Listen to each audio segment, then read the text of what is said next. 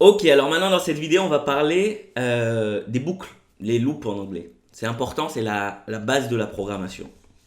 Donc ce que je vais faire directement avec vous un exemple. On va créer une variable, donc x par exemple.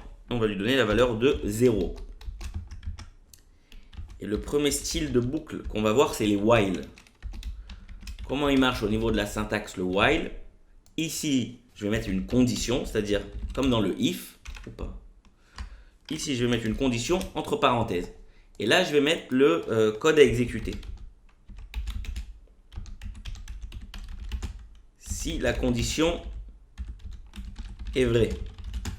Okay, j'écris en mots avant de mettre l'exemple. Donc, ici, on aura une condition dont le résultat, c'est soit true, soit false. Et si c'est true, alors il me fait ce code. Si c'est false, il ne me le fait pas. Maintenant, la particularité, pourquoi on appelle ça une boucle? Parce que sinon, c'est exactement comme un if. La particularité, c'est que lorsqu'il a fini, il ne continue pas le code qu'il y a ensuite. Non, il revient au début et il repose une deuxième fois la question. Attends, tu as fait du code. Maintenant, est-ce que la condition est toujours vraie? Si oui, eh ben, tu me refais encore une fois le code. Sinon, tu sors. Une des choses importantes, c'est pas de rester de pas être bloqué avec une boucle infinie. C'est-à-dire que vous pouvez tout d'un coup faire une boucle et à chaque fois vous allez lui demander une question et la réponse sera toujours vraie. Je vais vous donner un exemple. Et je vais pas le faire, mais juste, je vais vous montrer. On va dire que là, on a créé notre variable x et je lui demande tant que x est inférieur ou égal à 10, alors tu vas m'imprimer à l'écran on va écrire comme ça, x est, c'est quoi, la valeur de x est de points. Donc là on peut le mettre directement parce que c'est des doubles guillemets, donc $x et et j'ai envie qu'à chaque fois il aille à la ligne. Donc ce que je vais faire, je vais aussi lui imprimer quelque chose qui va me permettre de sauter une ligne et d'imprimer le écho d'après sur une autre ligne et pas directement sur la même ligne. Donc là, juste pour vous montrer ce qui va se passer.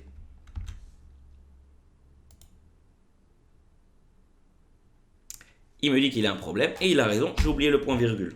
Ok, donc là j'ai mis le point virgule. Et vous voyez ce qu'il m'a écrit. La valeur de x est 0, la valeur de x est 0, la valeur de x est 0. Et là, c'est infini. Vous voyez ici la page qui charge parce qu'il est encore en train de réfléchir. Il est dans une boucle infinie. Donc, première chose que je vais faire, je vais l'arrêter. Ok. Et maintenant, je vais écrire, par contre, autre chose. Je vais écrire $x plus, vous savez quoi, plus. On va le faire juste progresser de 1 à chaque fois. Et maintenant, qu'est-ce qu'il va me faire? La valeur de x est 0. Ensuite, il la met à 1. Il revient, il repose la question, est-ce que x il est inférieur ou égal à 10? Il est égal à 1, donc oui, il est inférieur à 10. Donc, il m'écrit la valeur de x égale à 1. Ensuite, il me met le x égale 2, et ainsi de suite, jusqu'à 10. Qu'est-ce qui va se passer à un moment? Il va faire x est égal à x plus 1. Et donc là, x il sera égal à 11. Et donc là, je vais arriver, il va reposer cette question, est-ce que 11 est inférieur ou égal à 10? La réponse, ça sera plus oui, ça sera non, ça sera false. Et donc, il va sortir et exécuter le code qui se trouve après. Ok? Après notre while. Donc voilà comment ça marche le while. Okay, donc je vous ai montré comment aussi on peut tomber dans une boucle infinie et au final il va imprimer autant de fois qu'on veut. Donc on a la chance, c'est dans le navigateur, il y a des programmes des fois où c'est plus compliqué, on ne peut pas les arrêter, on est obligé de tout redémarrer ou des choses comme ça quand on rentre dans une boucle infinie. Donc voilà pour le while. Une autre petite variante du while, c'est le do while. Je m'explique, si je prends ce code là,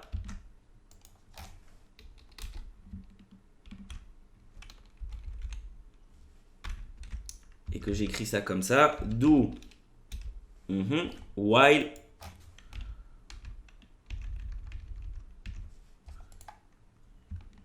qu'est-ce qui va se passer? Le do while, il marche exactement comme le while mais à l'envers. Ça veut dire quoi? C'est que d'abord il va faire le code et ensuite il va poser la question et si la réponse est vraie, il va refaire le code. Ça permet quoi? La petite nuance, elle est sur le premier passage. Dans le while qu'on avait fait avant, dès le début, il pose une question pour exécuter le code. Là, quoi qu'il se passe, la première fois, il va exécuter ce code. Ok.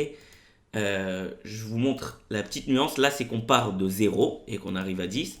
Et là, comme il va exécuter le code dès le début, eh ben, on part toujours de 0, pardon. C'est exactement la même chose. Je vais vous montrer en fait où elle est la petite nuance. C'est que, on va dire que j'avais pas ma valeur, je l'avais mis égale à 100, par exemple. Donc x, il n'est pas inférieur ou égal à 10 puisqu'il est égal à 100. Dans ce cas-là, il va m'écrire la valeur x de x égale à 100 parce qu'il va d'abord faire ce code et ensuite il va poser la question. Tandis que si j'avais fait le contraire avec le while, vu que la première chose qu'il fait, c'est poser la question avant de faire le code, il va tout simplement rien m'écrire. Ok, donc c'est une petite nuance entre le while et le do while. Voilà, donc c'est tout pour le while et le do while. J'aimerais parler aussi d'un autre type de boucle classique. Ok, on l'a vu aussi en JavaScript. Encore une fois, hein, les langages de programmation, c'est à peu près partout pareil. Les bases, ça se ressemble. Il y a des petites nuances dans la syntaxe, mais l'idée est la même. Et maintenant, on va parler du for. Comment il marche le for? Le for, il marche comme ça. Il est composé de 3 parties. La première partie, écrit en plus gros. La première partie, où on fait une initialisation, ok, des variables. Donc là, par exemple, j'ai initialisé x à 0. Ensuite, il y a la deuxième partie. Là, c'est la question. Est-ce que x est inférieur ou égal à 10, par exemple? Et là, c'est l'action d'incrémenter. C'est-à-dire, par exemple, ce x++, je peux le prendre et le mettre ici à la fin. Ok? Donc, qu'est-ce qui va se passer ici? Tout ce qu'on avait écrit, on peut l'écrire tout simplement comme ça avec un for. Donc, pour vous expliquer le cheminement, au début, j'initialise. C'est-à-dire qu'il crée la variable x et il lui met 0 dedans. Ça se passe qu'une fois, au début. Ensuite, je pose la question. Est-ce que x est inférieur ou égal à 10? Donc, il est égal à 0 pour le moment, donc oui, il est inférieur à 10. Donc, je fais le code. La valeur de x est 0, c'est ce que vous voyez écrit ici. Ensuite, ce qu'il va faire, une fois qu'il a exécuté le code, il va faire ce x++, c'est-à-dire que x maintenant sera égal à 1. Et il va reposer la question. Ok, on ne repasse pas par la phase d'initialisation, par contre, on repasse par la phase de la question. Est-ce que 1 est inférieur ou égal à 10? Oui. Donc, tu m'exécutes encore une fois le code. Et une fois que tu as fini d'exécuter le code, rebelote, tu viens ici et tu fais x maintenant égal à 2. Jusqu'à qu'on arrive de la même manière à x égale à 11. Et on va reposer la question, est-ce que 11 est inférieur ou égal à 10? Il va me dire non. Et tout simplement, il va arrêter de rentrer dans cette boucle. Ok? Donc voilà, les boucles, c'est la base de la programmation. Ce concept, vous devez le maîtriser sur le bout des doigts, c'est-à-dire de comprendre à quoi ça sert et comment on réalise une boucle.